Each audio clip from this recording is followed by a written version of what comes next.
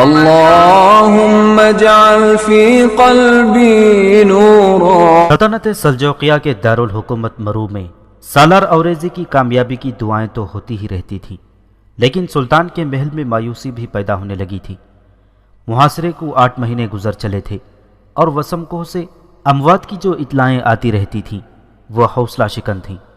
آخر مزمل اور بن یونس 2000 گھڑ سوار لے کر ایک خاص منصوبے کے تحت گئے تو مایوسی میں کمی آنے لگی، لیکن ابھی تک وسم کوہ سے کوئی اطلاع نہیں آئی تھی۔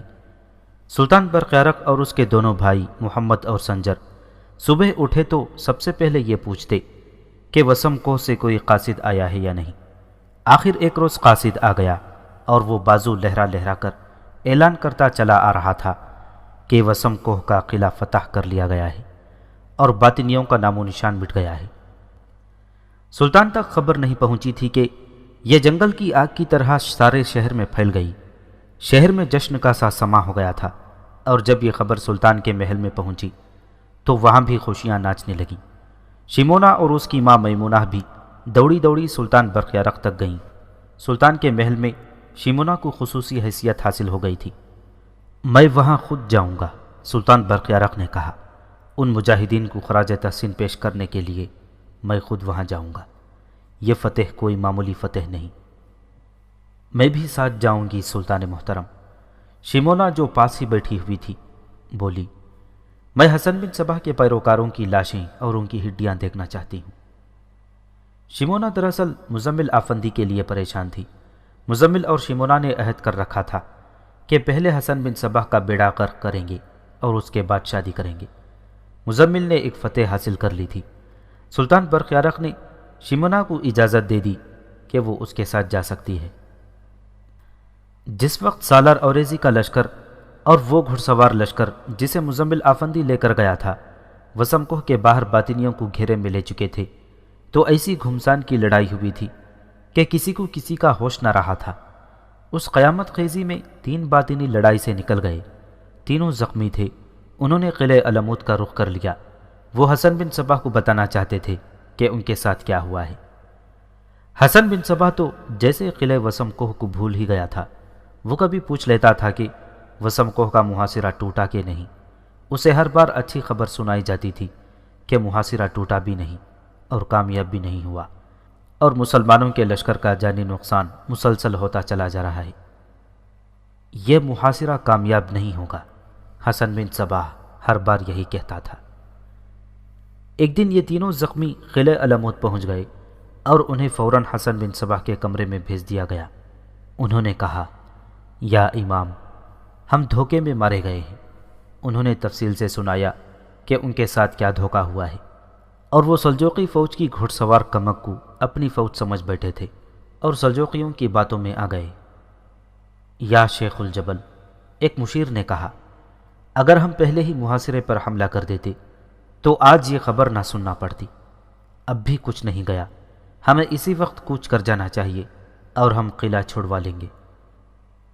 میں اپنی طاقت ضائع نہیں کروں گا، حسن بن صباح نے مسکراتے ہوئے کہا۔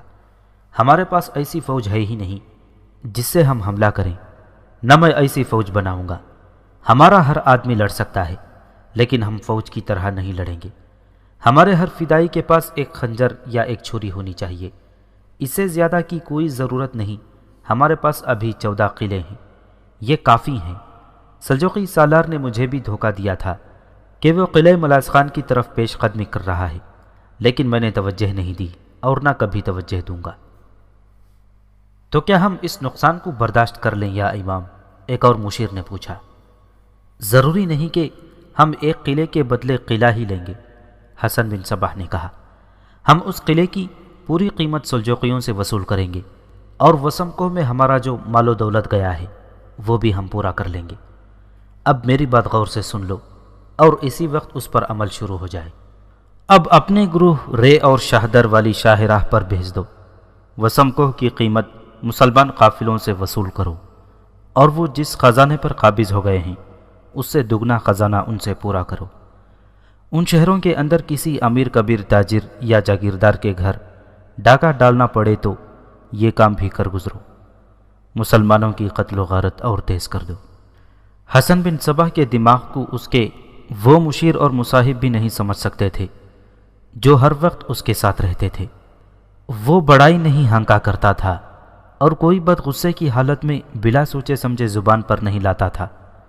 اس کی فطرت میں سوائے ابلیسیت کے اور کچھ بھی نہیں تھا۔ اسے صحیح فیصلے پر پہنچنے میں کوئی دشواری پیش نہیں آتی تھی۔ اس کی فطرت اس کے دماغ کی رہنمائی کرتی تھی۔ اس نے رے اور شہدر کے ارد گرد کے علاقوں کو رہزنی، لوٹ مار اور قتل و غارت کے لیے اس لیے منتخب کیا تھا کہ رے تو مسلمانوں کی اکثریت کا شہر تھا اور اس شہر کا الگ حاکم یا امیر تھا۔ شہدر کی اہمیت یہ تھی کہ اس شہر میں تقریباً آدھی آبادی مسلمانوں کی تھی اور یہ مسلمان باطنیوں سے باہم متصادم رہتے تھے۔ اس کے علاوہ شہدر میں اس کا استاد احمد بن غتاش رہتا تھا اور حسن بن صبح نے سفلی عمل اور ابلیسیت کی تربیت یہیں سے حاصل کی تھی اور اس کی امامت کا سفر یہیں سے شروع ہوا تھا۔ اسے یہ بھی معلوم تھا کہ سلجوقی سلطان کی نظر شہدر پر لگی رہتی ہے اور کسی بھی روز شہدر پر سلجوقی حملہ کر دیں گے۔ ابو جندل پیشہ ور ڈاکو تھا اور اس کا اثر و رسوخ چلتا تھا۔ اس کے گروہ کا کوئی ایک بھی آدمی زندہ نہیں رہا تھا، لیکن وہ پھر بھی انتظامات کر لیتا تھا۔ وسم کوہ کی جو صورتحال بنی ہوئی تھی اس میں انتظامات کر لینا کوئی مشکل نہیں تھا۔ وہاں اندر اور باہر لاشیں ہی لاشیں تھیں اور ان لاشوں میں ابھی تک زخمی بے ہوش پڑے تھے جنہیں مرا ہوا سمجھا جا رہا تھا۔ شہر کی عورتیں اور بچے ان لاشوں کو پہچانتے پھر رہے تھے۔ سلجوقی فوج کے آدمی بھی اپنے سالاروں کے مطابق ان لاشوں میں مسلمانوں کی لاشیں ڈھونڈ ڈھونڈ کر لا رہے تھے۔ سورج غروب ہونے ہی والا تھا جب شمیر ابلک ایک گھوڑے پر سوار ان بکھری ہوئی لاشوں کے ارد گرد یوں پھر رہا تھا جیسے نگرانی کر رہا ہو۔ اس نے گھوڑے کا رخ ایک طرف کیا اور آہستہ آہستہ گھوڑے کو چلاتا کچھ آگے ایک ٹیکری کی اوٹ میں ہو گیا۔ وہاں اس نے گھوڑے کو ہلکی سی ایڑ لگائی اور گھوڑا دوڑا دیا۔ اس کے چاروں سپاہی ایک ایک کر کے مختلف سمتوں سے نکلے اور اسی طرح دور جا کر گھوڑے دوڑائے اور اس جگہ پہنچ گئے جہاں ابو جندل پہلے موجود تھا۔ اس کی دونوں بھتیجیاں اس کے ساتھ تھیں اور اس کے ساتھ 2 کے بجائے 3 فالتو گھوڑے تھے۔ وہاں گھوڑوں کی کوئی کمی نہیں تھی۔ لڑائی میں جو گھوڑ سوار مارے گئے تھے ان کے گھوڑے میدان جنگ سے بھاگ کر ارد گرد کے جنگل میں چلے گئے تھے۔ سالار اوریزی کے نوجوان گھوڑوں کو پکڑ پکڑ کر لا رہے تھے، لیکن ابو جندل نے اس سے پہلے ہی 3 گھوڑے پکڑ لیے اور اس جگہ لے گیا تھا جو جگہ ان سب نے مقرر کی تھی۔ ابو جندل نے شمیر ابلک سے کہا تھا کہ وہ کمانیں اور تیروں کے 4-5 ترکش بھرے ہوئے ہونے چاہیے۔ یہ چاروں سپاہی تجربے کار تیر انداز تھے۔ وہ 2 کمانیں اور 5-7 ترکش ساتھ لے گئے تھے۔ ان کے پاس تلواریں تھیں اور برچھیاں بھی تھیں۔ ایک گھوڑے پر کھانے پینے کا سامان لدا ہوا تھا جو بہت دنوں کے لیے کافی تھا۔ وہاں پانی کی کمی نہیں تھی۔ وہ جو ہی اکٹھے ہوئے اپنی منزل کو چل پڑے۔ انہوں نے گھوڑوں کی رفتار خاصی تیز رکھی۔ وہ اس کوشش میں تھے کہ صبح ہونے تک وہ اتنی دور نکل جائیں گے کہ تعاقب کا خطرہ نہ رہے۔ تعاقب کا خطرہ بہت ہی کم تھا کیونکہ یہ سب جس طرح ایک ایک کر کے وسم کوہ سے نکلے تھے انہیں کسی نے دیکھا نہیں تھا۔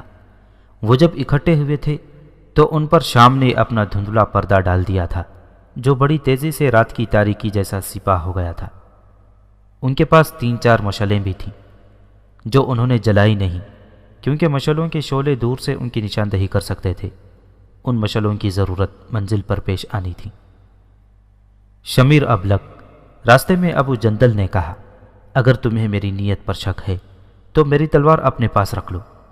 یہ دل میں بٹھا لو کہ ہم اب ایک ہی منزل کے مسافر ہیں۔ ہمارا انجام اچھا ہوگا یا برا وہ ہم سے کسی ایک کے لیے نہیں بلکہ سب کے لیے ہوگا۔ نہیں میرے ہم سفر، شمیر ابلک نے کہا، ہم مسلمان ہیں۔ اگر ہم ایک دوسرے کے خلاف دل میں ذرا سا بھی شک و شبہ یا کدورت رکھیں گے تو ہم اپنی منزل تک پہنچ ہی نہیں سکیں گے، اور اگر پہنچ گئے تو اس مہم میں کامیاب نہیں ہو سکیں گے۔ ایک بات اور کہوں گا شمیر، ابو جندل نے کہا، جس طرح تم نے دل سے شک و شبہ اور کدورت نکال دی ہے اسی طرح دل سے یہ بھی نکال دو کہ تم مسلمان ہو اور میرا مذہب یا عقیدہ کچھ اور ہے۔ میں تمہیں بتا چکا ہوں کہ میں کسی مجبوری کے تحت حسن بن صبح کا پیروکار بنا تھا میں اسے دھوکہ دیتا رہا ہوں۔ تم بھی مذہب کی اس لکیر کو مٹا ڈالو، اگر یہ تمہارے لیے مناسب نہیں تو مجھے بھی مسلمان سمجھ لو۔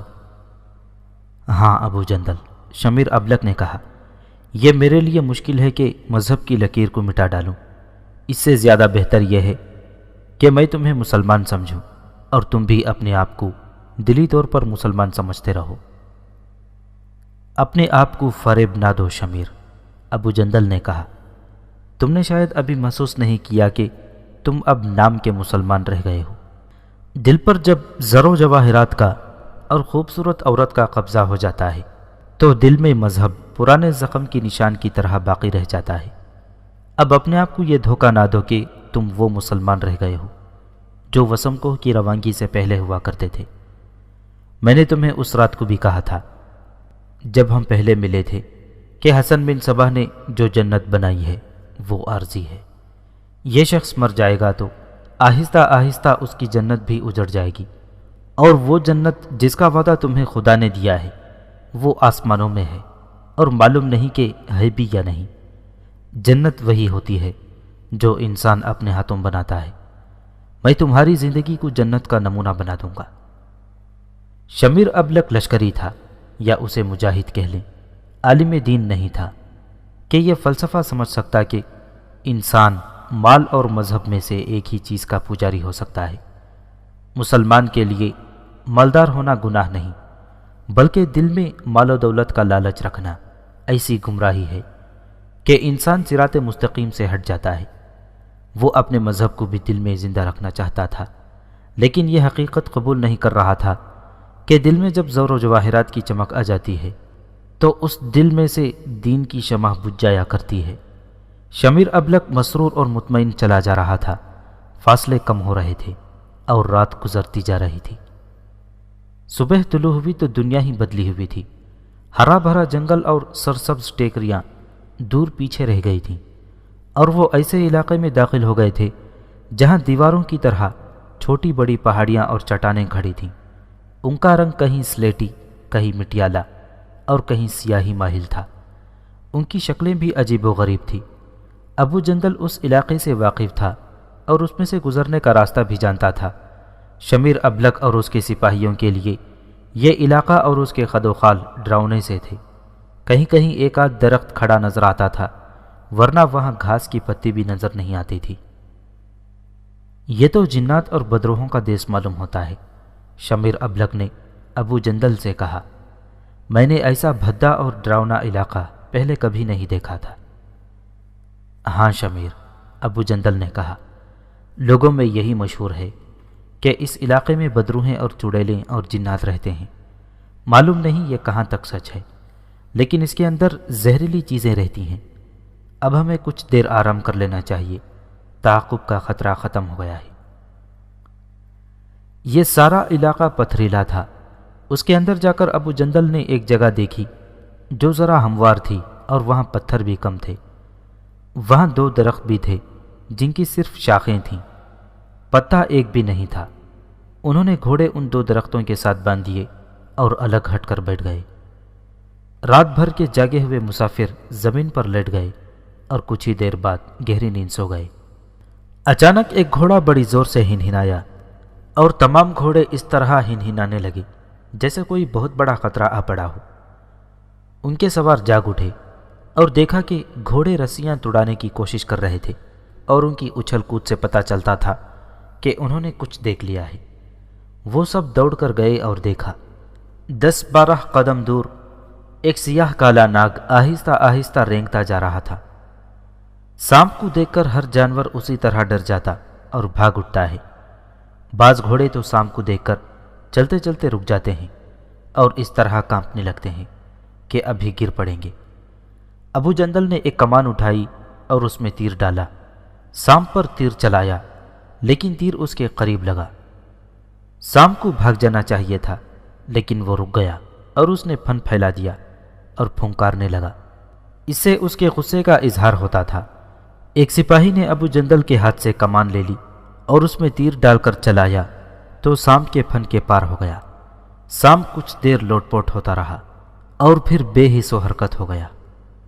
آسمان پر گہرے بادل تو پہلے ہی منڈلا رہے تھے، لیکن ان مسافروں کو معلوم نہ تھا کہ جس بے آب و گیاہ پہاڑی کے دامن میں انہوں نے پڑاؤ کیا ہے، اس کے پیچھے سے سیاہ کالی گھٹا اٹھتی آ رہی ہے۔ ادھر سانپ مرا، ادھر بڑی زور کی گرج سنائی دی، اور پھر بجلی، اور اس کے ساتھ ہی اس کی ایسی کڑک سنائی دی جیسے چٹان ٹوٹ پھوٹ گئی ہو۔ سب کے دل دہل گئے۔ گھوڑے جو سکون میں آ گئے تھے پھر بدکنے لگے۔ بجلی رہ رہ کر چمکتی اور کڑکتی تھی۔ یوں معلوم ہوتا تھا کہ بجلیوں کو اس کالے ناگ کی موت پر غصہ آ گیا ہو۔ آسمان بڑی تیزی سے تاریک ہونے لگا، اور گھٹا دیکھتے ہی دیکھتے آسمان کے خوبصورت بادلوں کے ٹکڑوں کو نگلتی آگے ہی آگے بڑھتی گئی، اور جب بارش شروع ہوئی تو لگتا تھا گھٹا کا سینہ پھٹ گیا ہو۔ ایسی موسلا دھار بارش کہ ایک ہاتھ دور کچھ نظر نہیں آتا تھا اور جل تھل ہو گیا تھا۔ وہاں بارش سے بچنے کے لیے کوئی جگہ نہیں تھی۔ ابو جندل نے انہیں بتایا کہ یہاں غار ہیں، لیکن خاصا آگے ہیں، جہاں تک ہم اتنی جلدی نہیں پہنچ سکیں گے۔ اتنی دیر میں یہ گھٹا آگے نکل جائے گی۔ وہ وہیں کھڑے رہے اور بارش کے قطرے ان پر اس طرح پڑتے رہے جیسے کوئی کنکریاں مار رہا ہو۔ یہ سانپ کسی کی بدروح معلوم ہوتی ہے، ایک سپاہی نے کہا۔ اسے تیر لگا ہی تھا کہ ہم پر یہ طوفان ٹوٹ پڑا۔ کسی وہم میں نہ پڑو میرے دوستوں، ابو جندل نے کہا۔ میں اس علاقے میں سے اتنی بار گزرا ہوں کہ مجھے یاد ہی نہیں رہا، اور یوں لگتا ہے جیسے یہ میری زندگی کا راستہ ہے۔ ڈرو نہیں، بارش تھم جائے گی۔ میں نے اتنی زور بارش پہلے کبھی نہیں دیکھی تھی، شمیر ابلک نے کہا۔ شمیر بھائی، ابو جندل نے اسے بڑی ہی دھیمی آواز میں کہا، جیسے وہ راز کی بات کر رہا ہو۔ میں ڈرانا نہیں چاہتا، لیکن یہ سن لو کہ یہ کالا سانپ اور یہ کالی گھٹا اور یوں کڑکتی ہوئی بجلیاں اچھا شگون نہیں۔ خدا کرے ہماری مہم کامیاب ہو جائے، لیکن سفر کی ابتدا اچھی نہیں ہوئی۔ میں دعا کروں گا، شمیر ابلک نے کہا۔ خدا ہمیشہ میری دعا سن لیا کرتا ہے۔ تم پہلے کی باتیں کرتے ہو، ابو جندل نے کہا۔ اب خدا تمہاری نہیں سنے گا۔ اب کوئی مصیبت آ پڑے تو مجھے بتاؤ یا خود اس کا مقابلہ کرو۔ تم خدا کے راستے سے ہٹ گئے ہو، اب میری طرح زندگی گزارو۔ 1.5-2 گھنٹوں بعد بارش تھمنے لگی اور گھٹا کچھ تو بکھر گئی، اور باقی جو تھی وہ آگے نکل گئی۔ کم ہوتے ہوتے بارش رک گئی اور ان لوگوں نے چلنے کا ارادہ کیا، لیکن وہاں پانی ہی پانی جمع ہو گیا تھا۔ یہ جگہ کشادہ تو تھی، لیکن وہ چٹانوں کے درمیان میں ہونے کی وجہ سے دریا بن گئی تھی۔ سب گھوڑوں پر سوار ہوئے اور چل پڑے۔ آگے گئے تو جگہ تنگ ہوتی چلی گئی، کیونکہ دونوں طرف ہی چٹانیں ایک دوسرے کے قریب آ گئی تھیں۔ وہاں پانی اس طرح آ رہا تھا جیسے سیلابی دریا ہو۔ پانی کا بہاؤ بڑا ہی تیز تھا۔ ابو جندل نے کہا کہ یہ پانی گہرا نہیں ہے کہ اس میں کوئی ڈوب جائے، لیکن گھوڑوں کے لیے اس میں چلنا خاصا مشکل ہوگا۔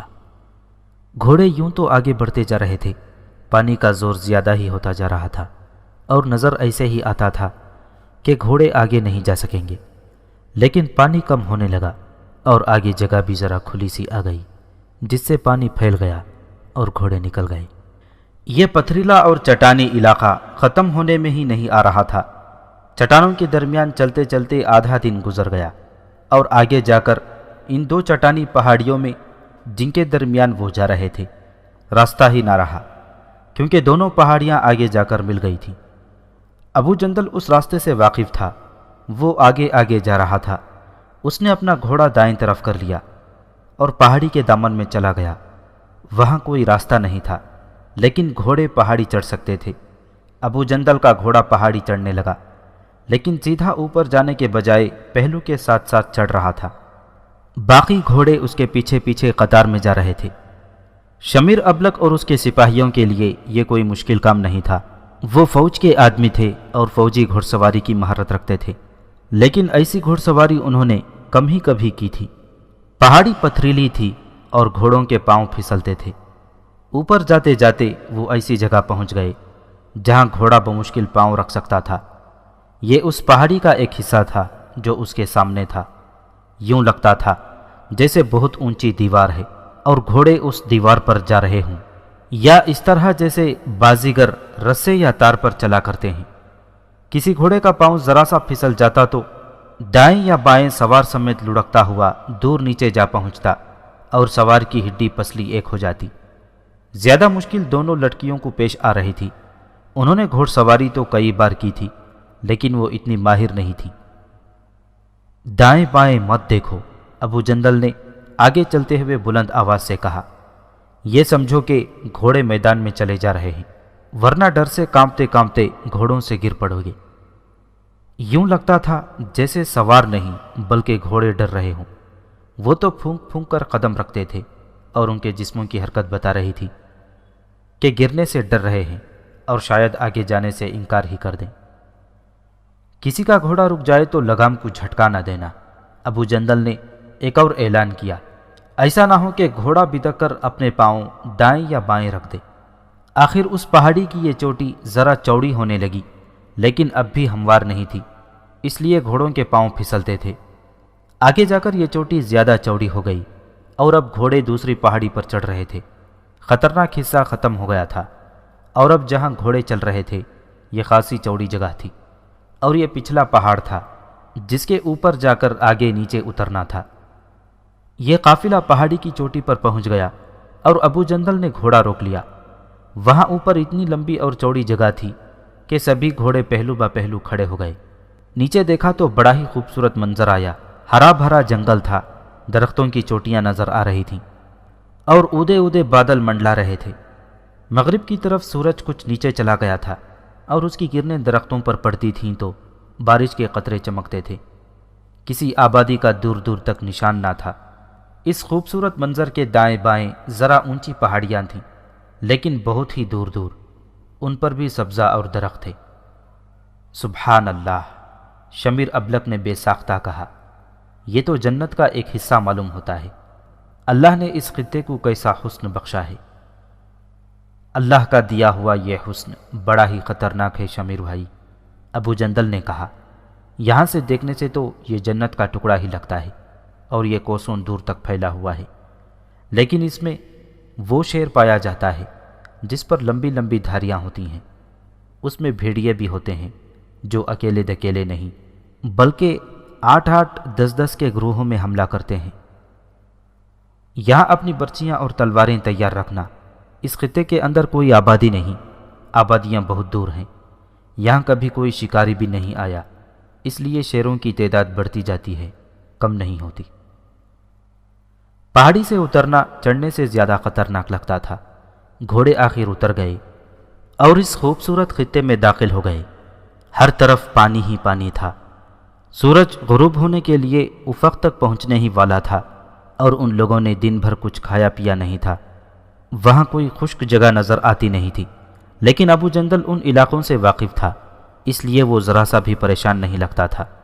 اس نے اپنے قافلے سے کہا کہ اب دن اور رات کا کھانا ایک ہی بار کھائیں گے، اور ایک جگہ مجھے معلوم ہے جہاں ہم رات آرام بھی کریں گے۔ وہ چلتے چلے گئے۔ جنگل کچھ کم گھنا ہوتا جا رہا تھا اور اب جو زمین آ گئی تھی اس میں اونچے نیچے ٹیلے تھے اور گھاٹیاں بھی تھیں۔ کئی نشیبی جگہوں پر پانی بھرا ہوا تھا۔ ایک جگہ بائیں طرف ایک ٹیلا تھا جو دیوار کی طرح اونچا چلا گیا تھا اور اس کی شکل نیم دائرے جیسی تھی۔ اس کے وسط میں ایک غار صاف نظر آ رہا تھا جس کے آگے مٹی کا ڈھیر جم گیا تھا۔ ان کے سامنے پانی جمع تھا جو زیادہ لمبائی چوڑائی میں نہیں تھا۔ وہ غار دیکھتے ہو؟ ابو جندل نے آگے آگے جاتے پیچھے مڑ کر اپنے ساتھیوں سے کہا۔ وہاں شیر رہتے ہیں اور اسے کچھار کہتے ہیں۔ ہو سکتا ہے اس وقت شیر اندر موجود ہوں، وہ ایک بھی ہو سکتا ہے اور ایک سے زیادہ بھی۔ کیا شیر ہم اتنے آدمیوں پر حملہ کرے گا؟ شمیر ابلک نے پوچھا۔ اگر بھوکا ہوا تو، ابو جندل نے کہا۔ شیر کا پیٹ بھرا ہوا ہو تو اس کے قریب سے گزر جاؤ تو بھی وہ کچھ نہیں کہے گا۔ اس وقت یہ سب اس ترتیب میں جا رہے تھے کہ ابو جندل سب سے آگے تھا، اس کے پیچھے دونوں لڑکیوں کے گھوڑے تھے، پھر شمیر ابلک کا گھوڑا تھا اور اس کے پیچھے سپاہی تھے۔ 3 گھوڑوں کی زینوں کے ساتھ 3 فالتو گھوڑوں کی رسیاں بندھی ہوئی تھیں اور وہ پیچھے پیچھے چلے آ رہے تھے۔ ابو جندل ابھی انہیں بتا ہی رہا تھا کہ شیر بھوکا نہ ہو تو وہ حملہ نہیں کرتا، کہ پیچھے سے زبردست آوازیں سنائی دیں، جن میں ایک یہ تھی کہ ایک گھوڑا بہت ہی بری طرح ہنہنایا اور اس کے ساتھ ہی غراہٹ سنائی دی۔ سب نے پیچھے مڑ کر دیکھا تو بڑا ہی خوفناک منظر نظر آیا۔ ایک دھاری دار شیر نے آخری خالی گھوڑے پر حملہ کر دیا تھا، اور شیر کی پوزیشن یہ تھی کہ اس نے اوپر سے گھوڑے کی گردن اپنے منہ میں لے رکھی تھی اور اسے بھنبوڑ رہا تھا۔ یہ گھوڑا ایک سپاہی کے گھوڑے کے پیچھے بندھا ہوا تھا۔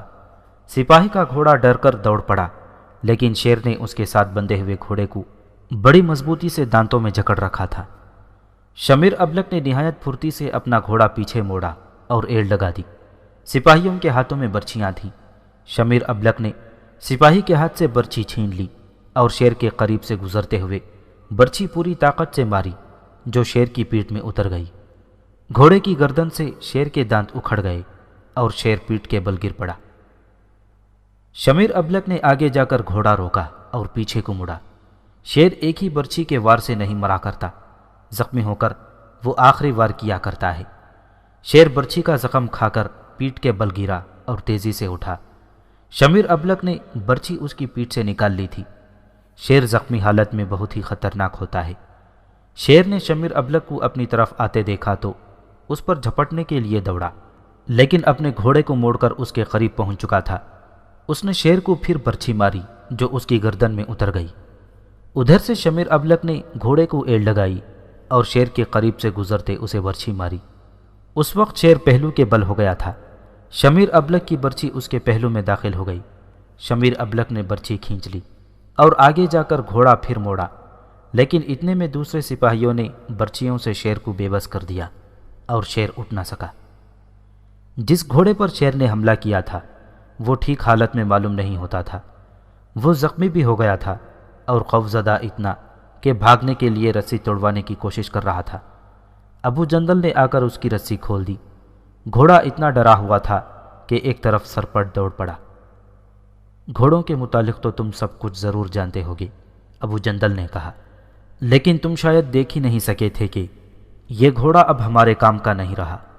اس کی گردن کی ہڈی اگر ٹوٹی نہیں تھی تو ہل ضرور گئی تھی۔ تم نے دیکھا نہیں کہ گھوڑا گردن اوپر نہیں اٹھا رہا تھا، اور پھر یہ اتنا ڈر گیا تھا کہ ہم اسے ساتھ رکھتے تو ہمارے لیے مصیبت بنا رہتا۔ جانے دو اسے۔ گھوڑا تھا تو خوفزدہ ہی، لیکن خوفزدگی کی سب سے زیادہ شکار دو لڑکیاں ہوئی تھیں جو تھر تھر کانپ رہی تھیں۔ شمیر ابلک اور اس کے سپاہی فوجی تھے۔ وہ موت سے ڈرنے والے نہیں تھے، اور ابو جندل ایسا مرد تھا جو ان جنگلوں میں سے اکثر گزرا تھا، اور وہ ڈاکو تھا جو زندگی اور موت کا کھیل نہ جانے کب سے کھیل رہا تھا۔ ابو جندل انہیں کچھ اور آگے لے گیا اور ایسی جگہ جا کر رکا جہاں ایسا ہی ایک ٹیلا تھا، اور ٹیلے کے اندر کسی نے کھدائی کر کے چوکور سا کمرہ بنا رکھا تھا، اور یہ مسافر کے رکنے اور قیام کرنے کے کام آتا تھا۔ ابو جندل نے انہیں بتایا کہ اس علاقے میں سے کبھی کوئی مسافر نہیں گزرا۔ قافلوں کے راستے بہت دور تھے۔ ان علاقوں میں قافلوں کو لوٹنے والے ہی آیا کرتے تھے۔ وہ اس جگہ گئے اور کھانا کھانے لگے۔ سورج غروب ہو گیا اور شام کا دھندلکا رات کے اندھیرے میں تبدیل ہو گیا تو انہوں نے مشعلیں جلا کر اس غار کے سامنے زمین میں گاڑ دیں۔ یہ مشعلیں روشنی کے لیے نہیں بلکہ درندوں کو ڈرانے اور انہیں دور رکھنے کے لیے باہر گاڑی گئی تھی۔ ایک بات بتاؤ ابو جندل، شمیر ابلک نے پوچھا، تم نے اپنا خزانہ ایسی جگہ کیوں رکھا ہوا ہے جہاں تک پہنچنے کے لیے موت کے منہ میں داخل ہونا پڑتا ہے؟ خزانے ایسی ہی جگہوں پر رکھے جاتے ہیں، ابو جندل نے جواب دیا۔ اگر اتنے زیادہ زر و جواہرات اور اتنی زیادہ رقمیں گھروں میں رکھی جائیں یا آبادیوں کے قریب کہیں زمین کے اندر چھپاتی جائیں تو ڈاکو اس سے واقف ہو جاتے ہیں، اور پھر خزانے کے مالک کی زندگی 2-4 دن ہی باقی رہ جاتی ہے۔ اسے قتل کر دیا جاتا ہے اور اس کا خزانہ قاتل لے اڑتے ہیں۔ پرانے زمانے کی کئی کہانیوں میں بادشاہوں اور ڈاکوؤں کے متعلق یہ ضرور پڑھا یا سنا جاتا ہے کہ فلاں بادشاہ یا فلاں ڈاکو نے فلاں جگہ اپنا خزانہ دبا کر رکھ دیا تھا۔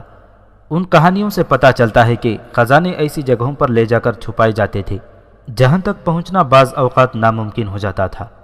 بحری قزاق تو اپنے خزانے اور ہی زیادہ دشوار گزار علاقوں میں لے جا کر کہیں چھپایا کرتے تھے، کہیں ان کی زندگی سمندر میں گزرتی تھی، لوٹ مار کر کے کبھی کبھی خشکی پر آیا کرتے تھے۔ خزانوں کے مالک اکثر اس جگہ تک راستے کا نقشہ بنا کر اپنے پاس رکھتے تھے جس جگہ وہ خزانہ دباتے تھے۔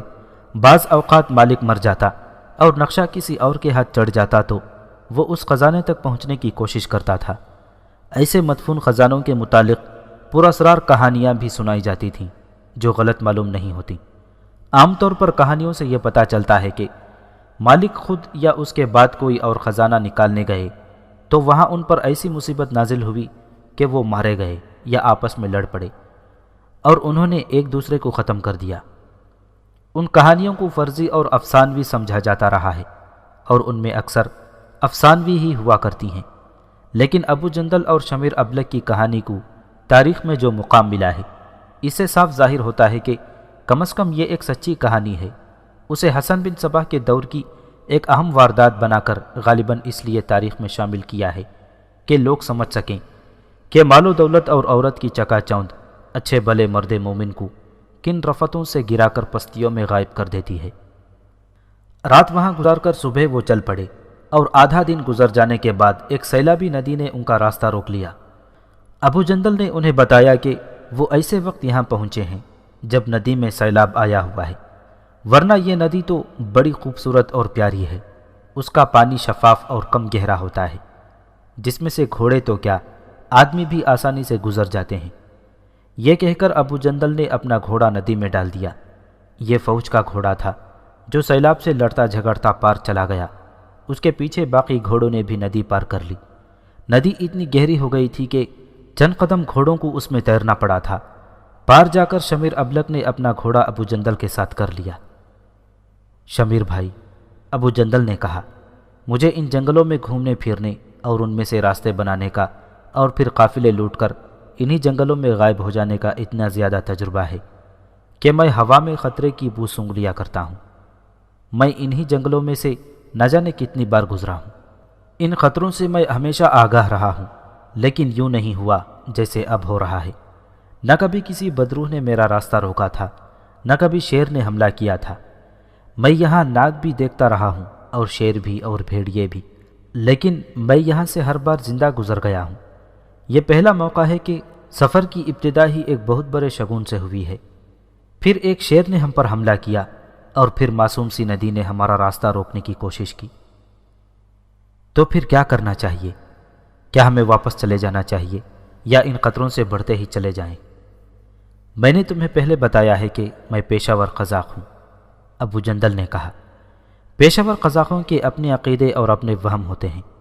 ہم پر جب خطرے منڈلاتے ہیں اور ہمیں معلوم ہو جاتا ہے کہ یہ خطرے ہمیں دبوچ کر ہمیں ختم کر دیں گے تو ہم ایک کنواری لڑکی کی جان کی قربانی دیا کرتے ہیں، لیکن یہاں میں ایسی قربانی نہیں دے سکتا۔ اگر یہ دو لڑکیاں میرے مرے ہوئے بھائی کی بیٹیاں نہ ہوتیں تو میں ان میں سے ایک کی قربانی دے دیتا۔ میں اس سے بہتر یہ سمجھتا ہوں کہ منزل تک پہنچ جاؤں اور ضرورت پڑے تو اپنی جان کی قربانی دے دوں۔ میں اس لیے خبردار کر رہا ہوں کہ ہر وقت چوکس اور چوکنے رہنا، معلوم نہیں کہ کس وقت کیا ہو جائے۔ اس جنگل کے حسن کو ہی نہ دیکھتے رہنا۔ تم نے جس طرح شیر مار لیا تھا اسی طرح ہر خطرے سے قابو پالو گے۔ رات کو سو بھی اس طرح جیسے تمہاری ایک آنکھ کھلی ہوئی ہو۔ رات کو مجھ پر بھروسہ نہ کرنا۔ تمہیں شاید معلوم نہیں کہ میں رات حشیش پی کر سوتا ہوں اور مجھے اس دنیا کی کوئی ہوش نہیں رہتی۔ اس رات اس قافلے نے ایسی جگہ پڑاؤ کیا کہ ان پر چند ایک درختوں کا چھاتا اور اوپر آسمان تھا۔ وہ الگ الگ تھوڑے تھوڑے فاصلے پر سوئے۔ آدھی رات سے کچھ پہلے شمیر ابلک کو ایک لڑکی نے جگایا۔ وہ ہڑبڑا کر اٹھا جیسے کوئی خطرہ آ گیا ہو۔ لڑکی نے کہا کہ گھبرانے والی کوئی بات نہیں، اور وہ اس کے ساتھ تھوڑی دور تک چلے۔ وہ اٹھا اور اس کے ساتھ چل پڑا۔ چند قدم دور اس لڑکی کی دوسری بہن ایک درخت کے تنے کی کوکھ میں بیٹھی ہوئی تھی۔ یہ دونوں بھی اس کے قریب بیٹھ گئے۔ اس کا ایک ہاتھ ایک لڑکی نے اور دوسرا ہاتھ دوسری لڑکی نے پکڑ لیا۔ دونوں لڑکیوں نے اس کے ہاتھ چومے۔ ہمارے چچا سے نہ ڈرو، ایک لڑکی نے کہا۔ وہ حشیش پی کر سوتا ہے اور صبح ہوش میں آتا ہے۔ ہم دونوں صرف یہ بتانا چاہتی ہیں کہ ہم باقی عمر تمہارے ساتھ گزاریں گی۔ ہمیں لونڈیا بنا کر رکھ لو، چاہے شادی کر لو، اور اگر تم ہمیں داشتہ بنا کر رکھو گے تو بھی ہمیں منظور ہے۔ ہم اپنے چچا کو اپنی ذمہ داری سے آزاد کرانا چاہتی ہیں، اور حقیقت یہ ہے کہ تم نے ہمارے دل جیت لیے ہیں۔ تمہیں شاید معلوم نہیں کہ میں تم دونوں کی خاطر تمہارے چچا کے ساتھ آیا ہوں، شمیر ابلک نے کہا، ورنہ اس شخص پر اعتبار نہیں کرنا چاہیے تھا۔ لیکن ہمیں ایک ڈر ہے، دوسری لڑکی نے کہا، تمہیں جب خزانہ مل جائے تو تم ہمیں بھول جاؤ گی۔ ایسا نہیں ہوگا، شمیر ابلک نے کہا، میں ڈرتا ہوں کہ کہیں تم مجھے دھوکہ نہ دے جاؤ۔ دونوں لڑکیوں نے بڑے ہی والہانہ انداز سے محبت کا اظہار کیا۔ ان کا رویہ ایسا تھا جیسے دونوں نے اپنا آپ اس کے حوالے کر دیا ہو۔ شمیر ابلک کی ایک ہی بیوی تھی جس سے اس کے 3 بچے تھے، اور اس کی عمر 40 برس ہو چکی تھی۔ اس پر تو دونوں لڑکیوں نے خود فراموشی کی کیفیت طاری کر دی۔ ابو جندل تو حشیش کے نشے میں گہری نیند سویا ہوا تھا۔ شمیر ابلک پر ان لڑکیوں کے حسن کا اور ان کی جوانی کا نشہ طاری ہو گیا۔ اس نے چاہا کہ باقی رات یہ لڑکیاں اسی طرح اس کے پاس بیٹھی رہیں اور وہ ان کے نشے میں بدمست ہوتا چلا جائے۔ اس کے ذہن پر اگر ابو جندل کے خلاف کچھ تھوڑا سا شک رہ گیا تھا تو وہ ان دونوں لڑکیوں نے صاف کر دیا۔ لڑکیاں چلی گئیں اور شمیر ابلک کچھ دیر وہیں بیٹھا ان لڑکیوں کے طلسماتی خیال میں کھویا رہا۔ اس سے پہلے سفر کے دوران یہ لڑکیاں اسے دیکھ دیکھ کر اس طرح مسکراتی رہی تھیں جیسے وہ اسے پسند کرتی ہوں اور اس کے ساتھ الگ تنہائی میں بیٹھنا چاہتی ہوں۔ ان کا یہی انداز شمیر ابلک کو دیوانہ بنائے ہوئے تھا، مگر اب لڑکیاں رات کی تاریک تنہائی میں اس کے پاس آ بیٹھیں اور اس کے اتنا قریب ہو گئیں کہ وہ ان کے جسموں کی بو سونگھ سکتا تھا۔ وہ کسی اور ہی دنیا میں پہنچ گیا۔ کہیں قریب سے ہی اسے بھیڑیوں کی لمبی ہو کی آواز سنائی دی۔ یہ آوازیں اچانک اٹھی تھیں اور تمام بھیڑیے ایک ہی بار بولنے لگے تھے۔ شمیر ابلک بیداری کے خواب سے ایک لخت ہڑبڑا کر بالکل ہی بیدار ہو گیا اور اٹھ کھڑا ہوا۔ تیز تیز قدم اٹھاتا اس جگہ پہنچا جہاں وہ سویا ہوا تھا، وہاں لیٹا اور اس نے باقی رات جاگتے گزار دی۔ صبح ابھی دھندلی تھی جب یہ قافلہ جاگا اور بڑی تیزی سے سامان سمیٹ کر اور گھوڑوں پر زینے ڈال کر چل پڑا۔ جون جون صبح کا اجالا نکھرتا آ رہا تھا، زمین کے خد و خال بدلتے جا رہے تھے، درخت بہت کم ہو گئے تھے اور گھاس بھی کم ہوتی جا رہی تھی، اور تھوڑی ہی دور آگے زمین ایسی آ گئی جیسے نہ جانے کتنی مدت سے پانی کی بوند کو ترس رہی ہو۔ درخت تو کہیں کہیں نظر آتے تھے، اور یہ درخت بالکل خشک تھے، جن کے ٹہن تو تھے لیکن ٹہنیاں نہیں تھیں۔ جھاڑیاں بالکل خشک اور خاردار تھیں، زمین کٹی پھٹی تھی، کہیں زمین ابھری ہوئی تھی اور کہیں نشیب میں چلی جاتی تھی، اور کہیں ٹیلے یوں کھڑے تھے جیسے زمین پر گاڑے ہوئے مقنی اور بھدے اور بدصورت سے ستون ہوں۔ زمین پر کسی گھوڑے یا اونٹ یا کسی انسان کا تازہ یا پرانا نقش پا نہ تھا جس سے پتہ چلتا تھا کہ ادھر سے کبھی کوئی نہیں گزرا، اور یہ پہلے انسان ہیں جو اس طرف آ نکلے ہیں۔ جون جوں وہ آگے بڑھتے گئے، مٹی ریت میں تبدیل ہوتی گئی، اور 2-3 میل آگے گئے تو لق و دق صحرا شروع ہو گیا۔ وہاں بھربھرے ٹیلے بھی تھے اور 2 منزلہ مکان جتنے اونچے ریت کے ڈھیر بھی تھے، اور یوں لگتا تھا جیسے قدرت نے یہ گول گول ڈھیر بڑی محنت سے لگائے ہوئے ہوں۔ یہ ہے صحرا کا اصل خطرہ، ابو جندل نے اپنے ساتھیوں کو بتایا۔ ناواقف مسافر ان ڈھیروں میں داخل ہو جاتا ہے اور سمجھتا ہے کہ وہ ان میں سے نکل جائے گا، لیکن ان کے اندر ایسی بھول بھلیاں ہیں کہ بعض مسافر ان ڈھیروں میں سے 2-3 کے ارد گرد ہی گھومتے رہتے ہیں اور سمجھتے ہیں کہ انہوں نے بہت فاصلہ طے کر لیا ہے، لیکن وہ وہیں کے وہیں ہوتے ہیں، حتیٰ کہ پیاس اور پھر بھوک انہیں وہیں گرا لیتی ہے اور ریت ان کے جسموں سے زندگی کا رس چوس لیتی ہے۔ میں ان سے واقف ہوں، اس لیے میں جب بھی ادھر آیا ہوں دور کا چکر لگا کر گیا ہوں۔ ابو جندل انہیں ایک طرف لے گیا۔ اس طرف زمین اوپر ہی اوپر اٹھتی جا رہی تھی۔ نظر تو یوں آتا تھا جیسے یہ زمین پکی ہے اور پاؤں کے نیچے مٹی ہے، لیکن جب پاؤں رکھتے تھے تو ریت میں دھس جاتا تھا۔ بلندی پر جا کر ریت کی ان ڈھیریوں کو دیکھا تو وہ میلوں وسعت میں پھیلی ہوئی تھیں۔ ابو جندل اپنے قافلے کو دور دور سے نکال کر آگے لے گیا۔ سورج سر پر آ گیا تو آگے یوں نظر آتا تھا جیسے زمین جل رہی ہو اور اس سے شعلے اٹھ رہے ہوں۔ ان میں سے آگے کچھ نظر نہیں آتا تھا کیونکہ یہ شفاف سے شعلے جھلمل کرتے تھے۔ قافلہ جوں جوں آگے بڑھتا جاتا تھا، یہ جھلملاتے ہوئے شفاف شعلے آگے ہی آگے بڑھتے جا رہے تھے۔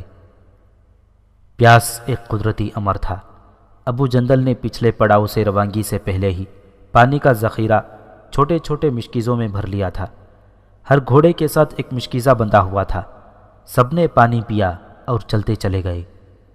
ابو جندل نے انہیں بتایا کہ یہ ریگستانی خطہ شام سے بہت پہلے ختم ہو جائے گا اور کچھ ہی دور آگے ایک نخلستان آ جائے گا جہاں رک کر کھانا کھائیں گے اور تھوڑا سا آرام کر کے آگے چلے جائیں گے۔ سورج جب مغرب کی طرف چلا گیا تو دور سے کھجور کے درخت نظر آنے لگے۔ گھوڑے پیاس سے بے چین ہوئے جا رہے تھے اور تھک بھی گئے تھے کیونکہ ان کے قدم ریت میں دھس رہے تھے۔ آخر نخلستان آ ہی گیا۔ وہاں پانی کا چھوٹا سا تالاب تھا اور کھجور کے درختوں کی اتنی افراد کہ سایہ ہی سایہ تھا، حالانکہ کھجور کے درخت کا سایہ بیکار ہوتا ہے۔ گھوڑے سواروں کے اترتے ہی پانی کی طرف دوڑ پڑے اور پانی پینے لگے۔ قافلے نے کھایا پیا، پانی پیا اور تھوڑا سا آرام کر لیا۔ گھوڑے پانی پی چکے تھے۔ یہ لوگ اٹھے اور گھوڑوں پر سوار ہو کر چل پڑے۔ گھوڑے تو تھکے ہوئے لگتے ہی تھے، لیکن ان کے سواروں کے چہروں سے پتہ چلتا تھا کہ خزانے کا لالچ نہ ہوتا تو وہ وہیں تھکن سے گر پڑتے اور گہری نیند سو جاتے۔ ان کے جسم تو جیسے ٹوٹ پھوٹ گئے تھے۔ زیادہ بری حالت لڑکیوں کی تھی۔ ابو جندل انہیں اچھی اچھی اور پر امید باتیں سناتا جا رہا تھا تاکہ یہ لوگ ذہنی طور پر بیدار اور مستعد رہیں۔ آگے پھر ویسا ہی صحرا تھا، لیکن کچھ آگے جا کر ریت مٹی میں تبدیل ہونے لگی تھی اور وہ 2.5 میل دور ہرے بھرے درخت کے نیچے آنے لگے تھے۔ ابو جندل آگے آگے جا رہا تھا۔ اس نے اچانک لگام کھینچ کر گھوڑا روک لیا اور ایک ہاتھ بلند کیا، جس کا مطلب یہ تھا کہ سب رک جائیں۔ وہ گھوڑے سے کود کر اترا اور چند قدم آگے جا کر زمین پر جھک گیا۔ شمیر ابلک بھی گھوڑے سے اترا اور اس تک پہنچا۔ یہ دیکھو شمیر، ابو جندل نے زمین کی طرف اشارہ کر کے کہا، کیا تم کہہ سکتے ہو کہ یہ گھوڑوں کے نشان نہیں؟ ہاں ابو جندل، شمیر ابلک نے کہا، یہ بلا شک و شبہ گھوڑوں کے نشان ہیں، اور یہ نشان پرانے نہیں، 1-2 روز پہلے کے لگتے ہیں۔ ابو جندل اپنے گھوڑے پر سوار ہو کر اس طرف کچھ دور چلا گیا جدھر سے یہ گھوڑے آ رہے تھے۔ کھروں کے نشان صاف دکھائی دے رہے تھے کہ گھوڑے کدھر سے آئے ہیں اور کدھر گئے ہیں۔ ابو جندل رک گیا۔ شمیر ابلک بھی گھوڑے پر سوار ہوا اور اس کے پیچھے چلا گیا۔ ادھر سے عام لوگ نہیں گزرا کرتے، ابو جندل نے کہا، ادھر کسی فوج کے گھڑ سوار نہیں آ سکتے۔ یہ خطہ سلطانوں اور بادشاہوں اور اماموں کی دنیا سے بہت دور ہے۔ میں کہتا ہوں کہ اس خطے پر خدا کا قہر برستا رہتا ہے۔ ادھر سے کوئی مجھ جیسا قزاق اور ڈاکو ہی گزر سکتا ہے۔ ہمیں اب زیادہ ہوشیار ہو کر آگے جانا پڑے گا۔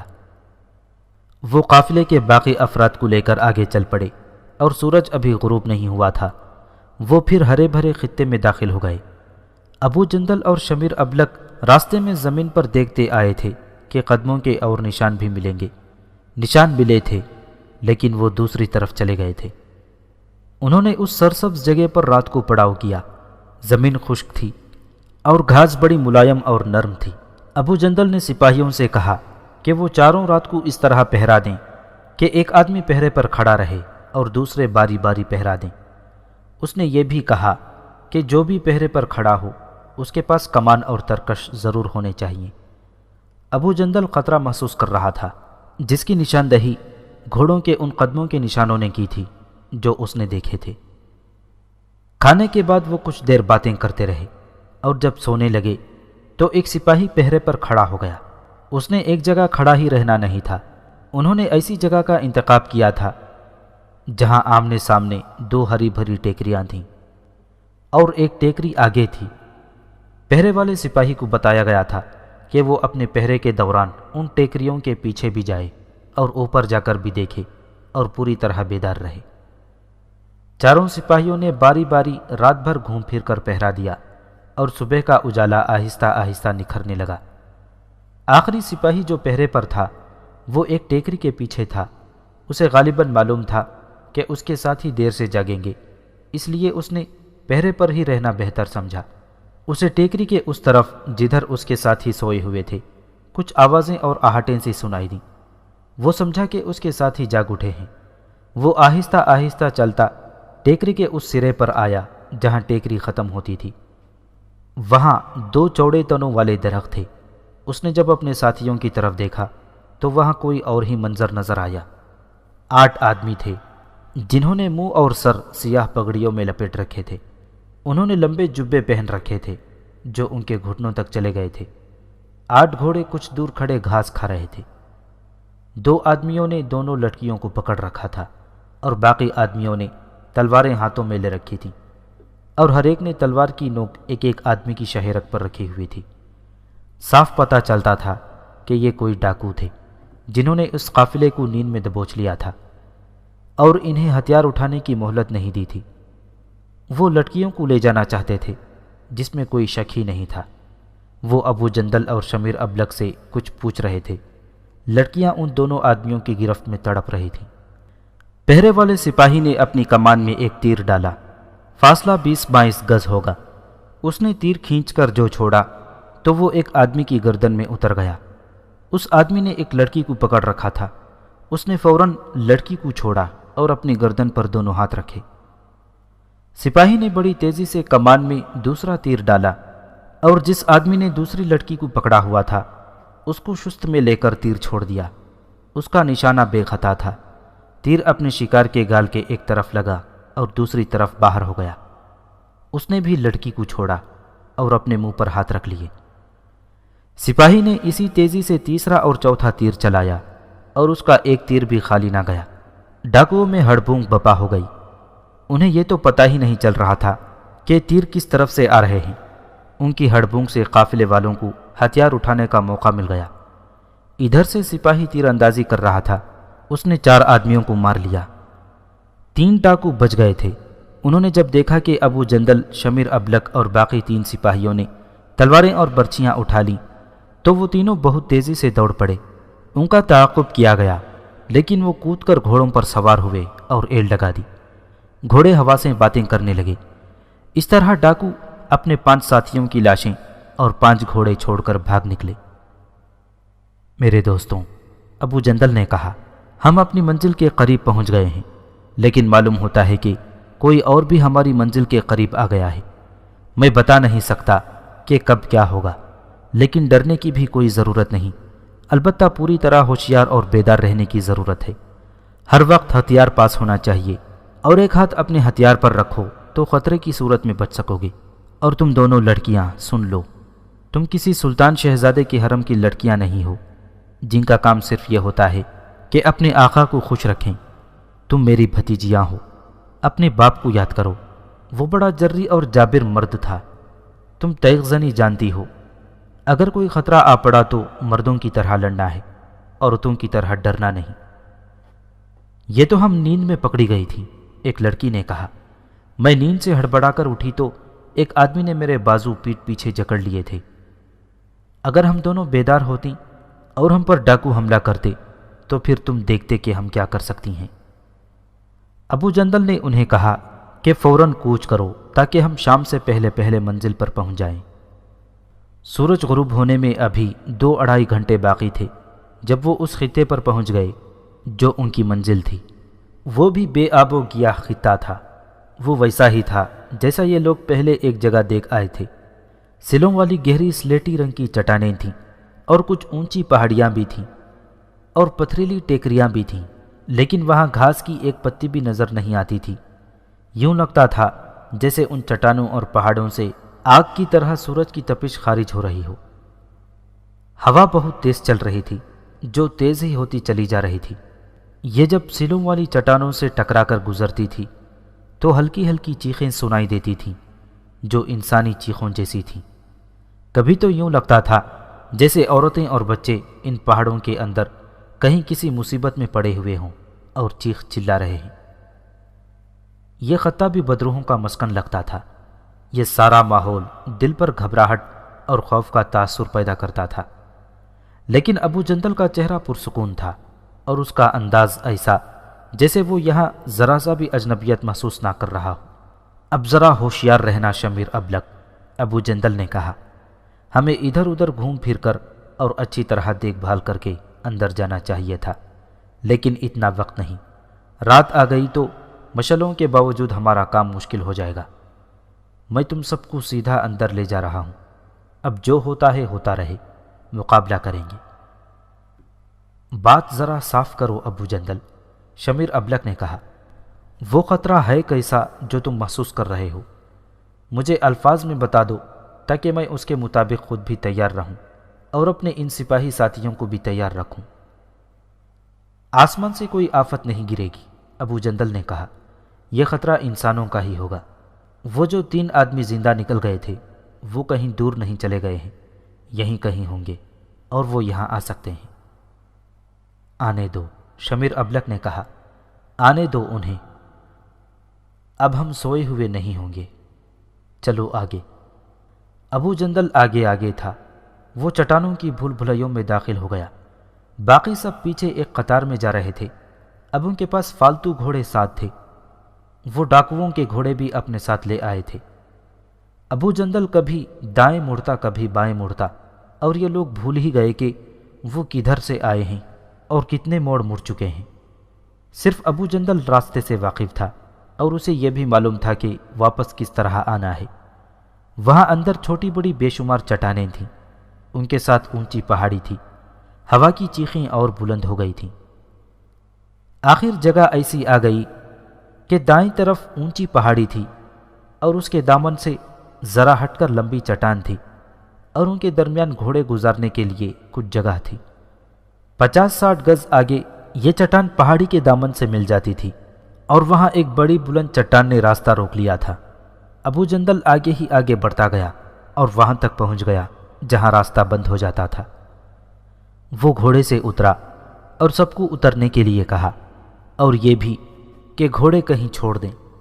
آگے دیکھا کہ یہ راستہ اس طرح نیچے کو چلا گیا تھا جس طرح کسی عمارت کے تہخانے میں سیڑھیاں اترتی ہیں۔ ابو جندل نے سپاہیوں سے کہا کہ وہ مشلیں جلا کر نیچے آ جائیں۔ وہ، شمیر ابلک اور لڑکیاں نیچے اتر گئیں، اور سپاہیوں نے مشلیں جلائیں اور ان کے پیچھے پیچھے نیچے چلے گئے۔ وہ 8-10 گز نیچے چلے گئے۔ یہ تہخانے کی طرح بنا ہوا ایک غار تھا جس کی چھت 20-25 گز اونچی تھی، اور یہ غار بہت ہی کشادہ تھا۔ غار کی چھت سے چٹانوں کے لمبوترے اور عجیب و غریب ٹکڑے لٹک رہے تھے۔ جو ہی مشلیں اندر داخل ہوئیں، بڑی ہی زور سے ایسی آواز آئی جیسے طوفان آ گیا ہو، اور اس کے ساتھ چڑچڑاہٹ کی آوازیں آئیں جو ایک شور و غل کی طرح بلند ہوتی چلی گئیں۔ یہ چمگادڑ تھے جو غار کے اندر سے اڑ کر باہر نکل گئے تھے۔ یہ چندیک نہیں بلکہ سینکڑوں تھے۔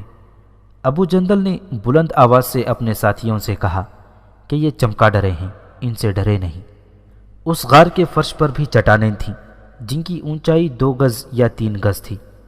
مشلوں کی روشنی میں ایک طرف ایک اور غار کا دہانہ سا نظر آیا۔ ابو جندل اس میں داخل ہو گیا۔ یہ دہانہ تو اتنا کشادہ نہیں تھا، لیکن اندر جا کر دیکھا غار خاصا کشادہ ہوتا چلا جا رہا تھا۔ مشلوں کی روشنی خاصی زیادہ تھی اور اندر کنکریاں بھی نظر آ رہی تھیں۔ 25-30 قدم ہو گئے ہوں گے کہ آگے ایک اور دہانہ نظر آیا۔ ابو جندل اس میں داخل ہو گیا، اور اب یہ لوگ ایک اور غار میں چلے گئے تھے۔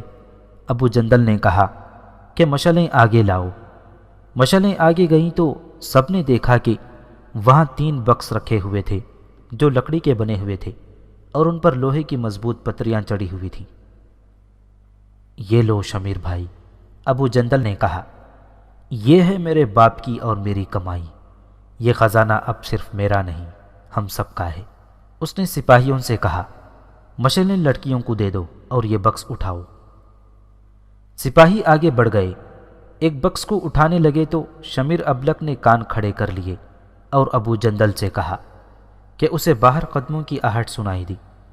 ابو جندل نے اسے کہا کہ اس کے کان بج رہے ہیں، یہاں کوئی اور نہیں آ سکتا۔